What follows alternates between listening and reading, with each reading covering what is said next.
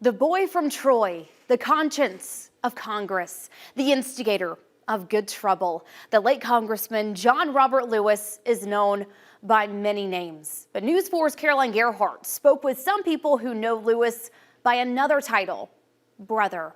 Hear about his life and legacy from the people who knew him best. Sprawling farmland in rural Pike County, the backdrop for John Robert Lewis and his 9 siblings' childhood. The Lewis family grew corn, cotton, watermelons, peanuts, you name it. But the late congressman's eyes were set on dreams past the rows of crops. He always said farming was a form of gambling. You know, you might produce a good crop and you might not.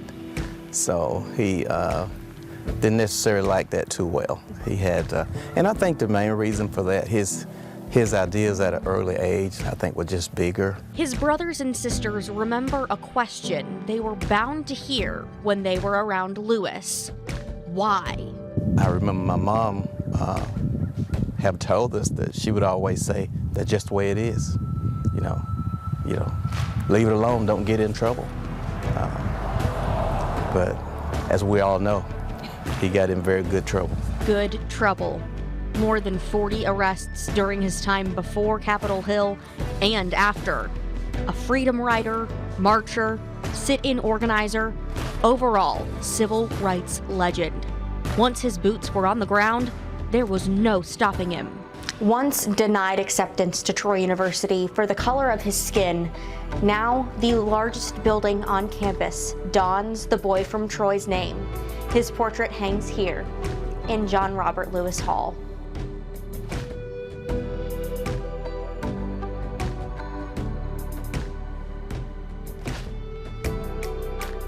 I'm just proud of everything he's done. He actually was 9 years older than myself, but the work he done helped me in my life for having an opportunity to work at places that I never would have worked at. His legacy of justice permeates the lives of his siblings to this day. Robert was an activist. He was an activist. And now when I see things that are going on now, I would be thinking, what would he would have said? What would he have said about all of this? Even right here in Alabama. Selma, Alabama, 1965.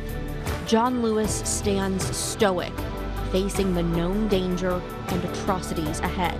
We all seen Bloody Sunday. We know how vicious it were.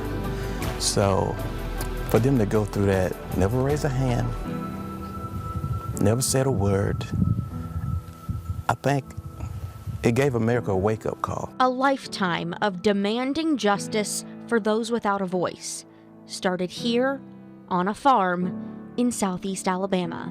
His legacy speaks for itself. There's nothing we can say to change it or add to it, but at the same time, his legacy needs to live on. In Troy, I'm Caroline Gerhardt for your Hometown News Leader. To hear Caroline's full interview with the Lewis family, you can go to this story on our website. That's WTVY.com.